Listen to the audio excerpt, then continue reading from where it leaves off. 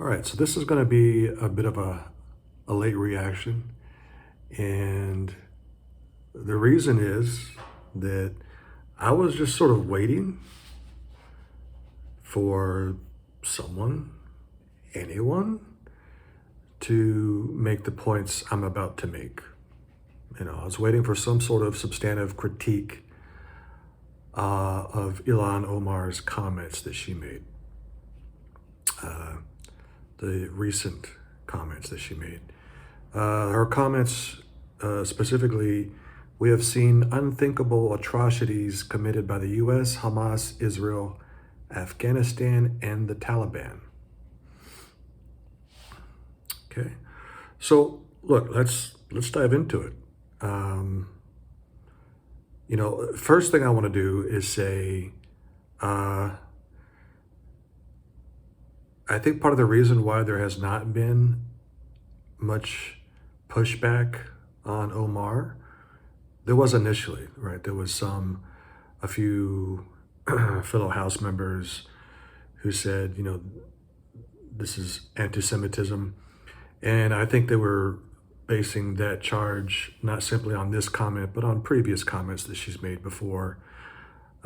She's talked about how the U.S. support of Israel is all about the Benjamins. She's been pretty transparent in using certain anti-Semitic tropes in her characterization of Israel and the Israeli-U.S. alliance. So, to that extent, this is really nothing new. But I thought it was interesting. Why are you picking these? And I'm not even saying that she's wrong, right? I'm not even saying that the U.S. and Israel haven't committed atrocities, because they most assuredly have, right?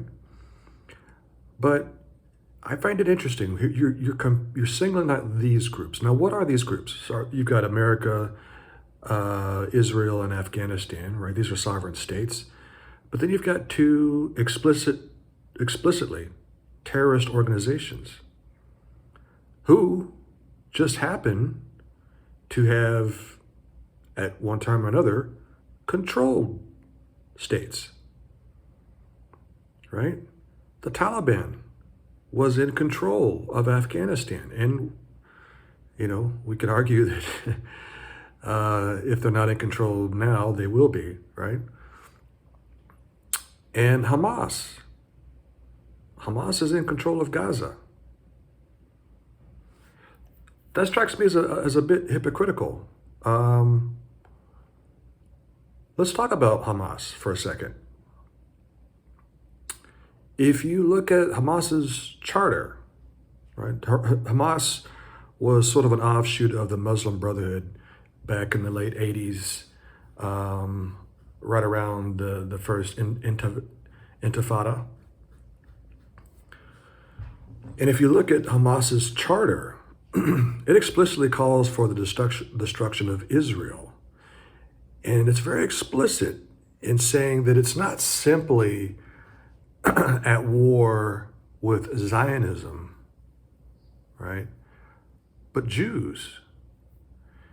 Go back and look at that charter. They actually use a quote. I think this is during the 7th, let me see if I'm correct here. I think it's Article 7. Yeah, Article 7 of Hamas's charter. And they quote one of the hadith. This is the al-Bukhari hadith, which, I'm no expert in Islam, but from what I understand, is considered, next to the Quran, the highest Islamic authority, right? So here's the quote. The stones and trees will say, "O Muslims, O Abdullah, there is a Jew behind me. Come and kill him." Come and kill him.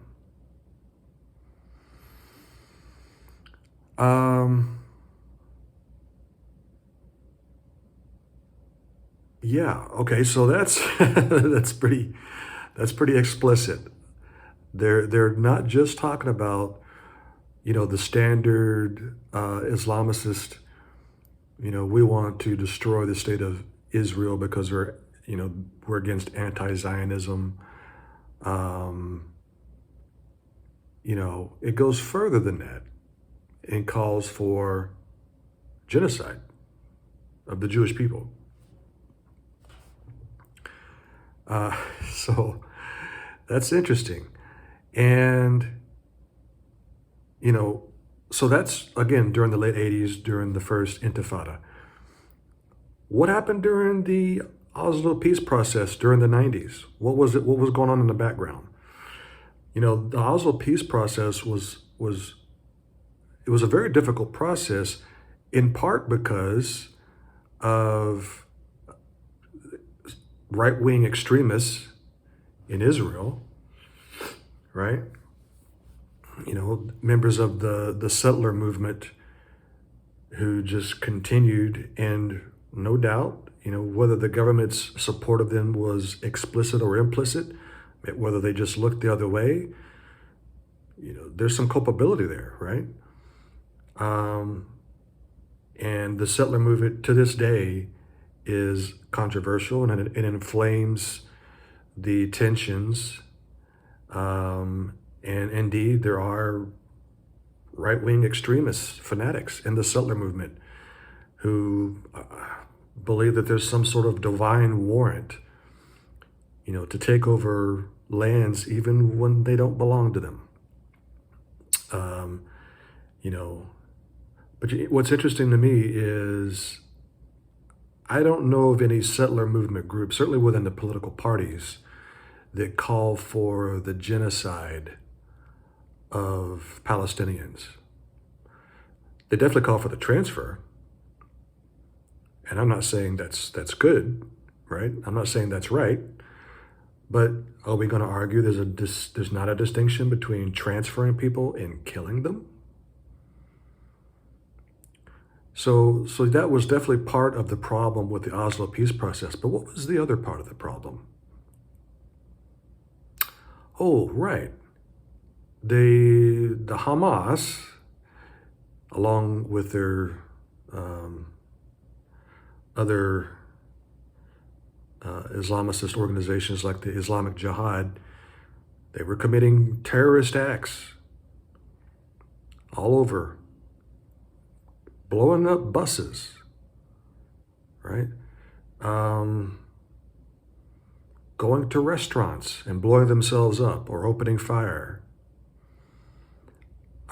Let's just talk about a few of those incidents. October 19th, 1994, 22 people killed in a Tel Aviv suicide bus bombing. February 25th, 1996, 26 killed in a Jerusalem bus bombing. March 3rd, 1996, 19 killed in a Jerusalem, you guessed it, bus bombing. December 2nd, 2001, 15 killed in a Haifa bus bombing. Hopefully I'm pronouncing that right. March 27th, 2002, 22 killed in a Netanya, suicide bombing. This is at a hotel. August 19th, 2003, 22 killed in a Jerusalem bombing. I mean, ad infinitum, okay? Go down the list. These are just the ones that are attributed to Hamas, by the way. Because again, there were other terrorist organizations that were, like the Islamic Jihad, that were active at the time as well. So what's the point, right? I'm talking about, these are all old news, I guess some would say. This was before Hamas moderated itself. Well, we'll get to that. But the point is, all these terrorist acts and more happened before 2006, right? Now, what happened in 2006? Well, they held elections in Gaza. Who did they vote for? Oh, that's right. They voted for Hamas. So the Palestinians elected Hamas, a known terrorist organization. Now here's my question. When Omar is making her equivocation, right, between all these actors that have committed atrocities, why doesn't she say Gazans or Palestinian Gazans? I mean, let's be fair, right? Let's not include the West Bank, okay? But why that oversight? I mean, because that's essentially what she's doing when she's saying Israel or the US, right? That those countries are responsible for everything bad that happens. Okay, I'm not, if that's a standard you want to use, okay. I'm not going to quibble with that. But why not be consistent if that's the standard that you're going to use, right? Here's the situation. This is why people have a hard time taking Omar seriously, because she's not intellectually consistent, because she clearly has an agenda. She wants to portray the Palestinians in a certain light, right? And look, if you want to argue that the Gaza/West Bank occupation is a terrible thing, I would agree with that. I agree with it wholeheartedly.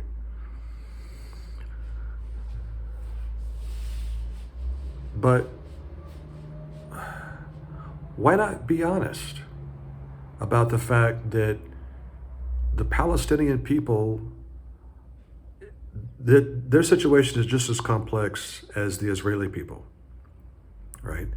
Their situation is just as complex as the US. Not all US people agree with government policy,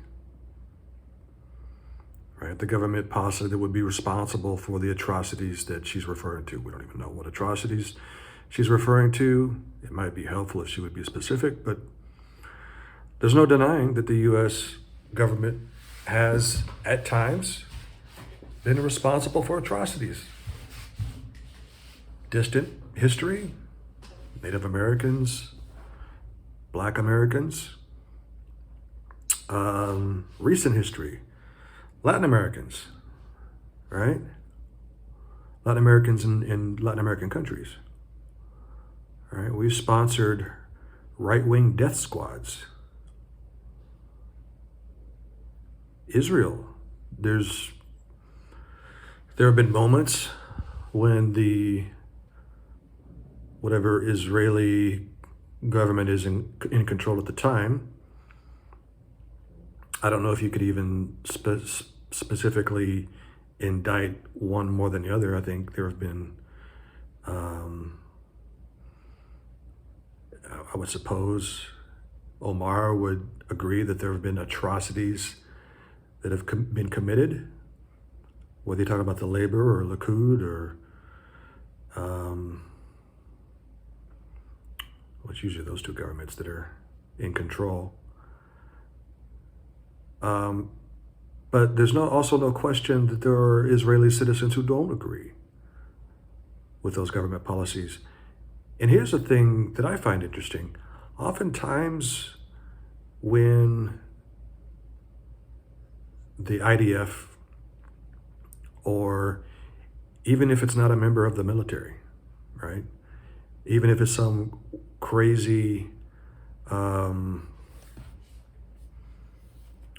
fanatical settler, terrorist, like what happened at the Tomb of the Patriarchs, right? I think there were 25. Forgive me if I'm getting the number wrong. I think 25 Arabs that were murdered by this fanatical right-wing settler.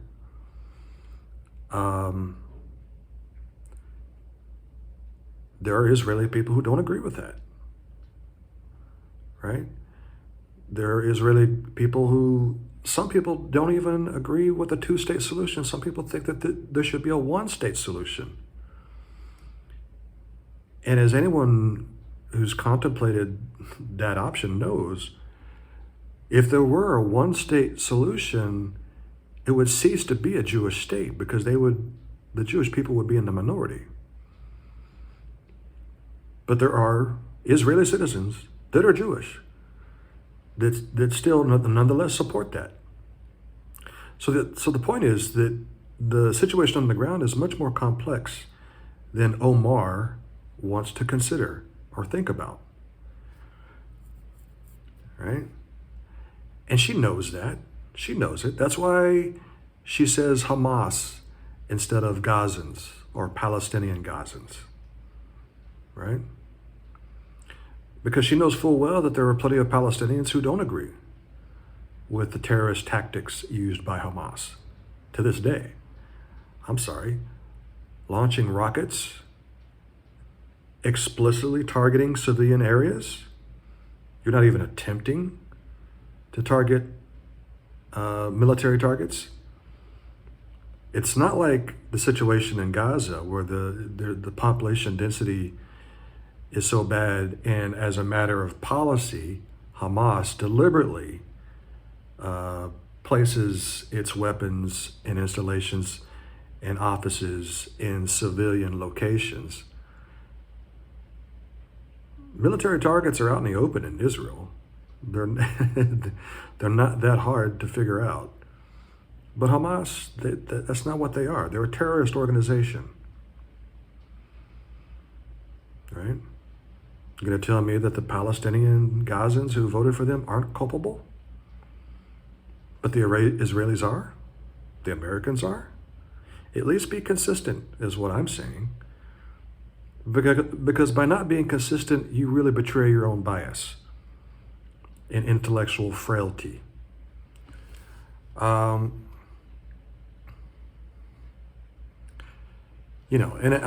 mentioned, here's a point that I want to make. I mentioned the Hamas charter from 1988. Now, Hamas has published a document that is not a revision of their charter. I want to make that clear because they make it clear, right? Now, it's a political document, and it does make certain concessions, like it does at least implicitly recognize the state of Israel based on the 1967 borders. And the document also does try to distinguish between Jews and Zionism. I'm not saying this is not progress. It is progress. It's great. However, the leadership specifically said this document does not undermine our principles nor our strategy. Now, your principles are outlined in that original charter.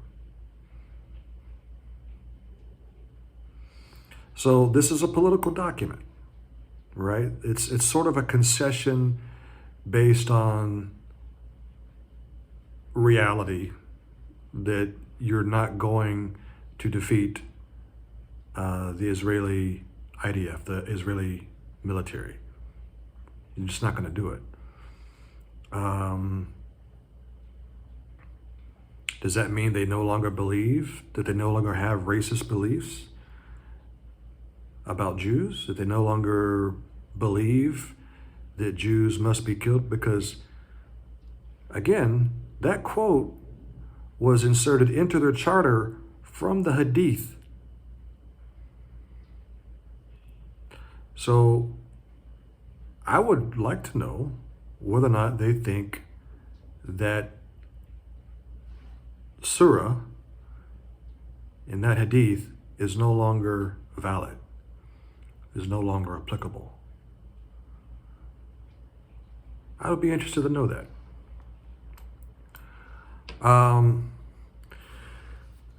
Look, here's the thing. Here's the thing with Omar. I've defended her from racist attacks by Trump. You know, Trump was criticizing her and other members of the squad, saying that if they don't like America, they should just go back where they came from. No, they're here. This is where they belong, America. So, I mean, that's just ridiculous. But you know, you can't, you can't deny the legitimacy of that statement.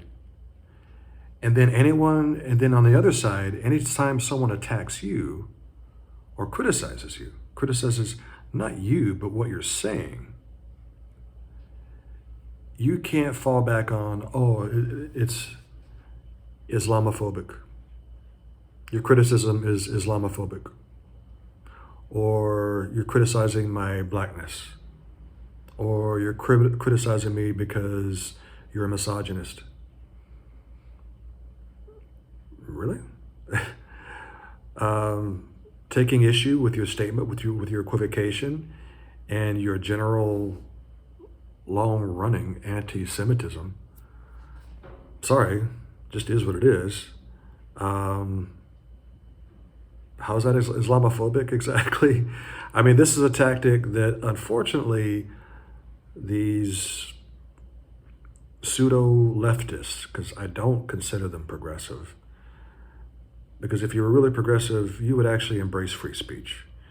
And you wouldn't resort to such cowardly tactics as trying to shut down dialogue by these identity politics games. Just because you're getting criticized, that doesn't mean you're the person doing it as racism or they're against Islam or they're against women. Why don't you try to evaluate the content of their critique before you reflexively jump to that conclusion? How about that? This is why the left is hated by people who should otherwise be our allies. Working class people. You know, the left should not be solely the domain of people playing identity politics games. There are plenty of people who should have common cause. I mean, I advocate for socialist economic policies because I think it would benefit the vast majority of working people. If you're a wage earner, it would definitely benefit you, right? There are a lot of people who end up on the outside looking in and aren't part of the coalition that should be, the progressive coalition, I should say. And they should be. It's in their own interest. It's in their self-interest. And it would help the overall movement, right? Because right now we're sort of caught in this cycle where we're take one step forward and two steps back. And it's because of people like Omar. It's because of demagogues like her. Sorry, she is. And, you know, people that are intellectually dishonest and hypocritical and don't like any criticism. They don't want to hear it. And they reflexively default to any criticism is because you're racist. Any criticism, it's got to be because they hate my religion or they hate my gender. It's ridiculous. There are some people like that. That's true. But they expose themselves by the content of their speech, right? Not just simply because they're contrarian or simply because they disagree with you. Sorry, that's not enough. You actually do have to engage with what they're saying in determining whether or not they're racist or Islamophobic or misogynist. And if you don't believe that, then there's no point in having conversation. You've lost, and you're going to continue to lose because people are going to hate you because they see you as an intellectual fraud. You call yourself a progressive, you call yourself a liberal, but yet you can't engage in an honest debate. You can't do it, and you won't do it.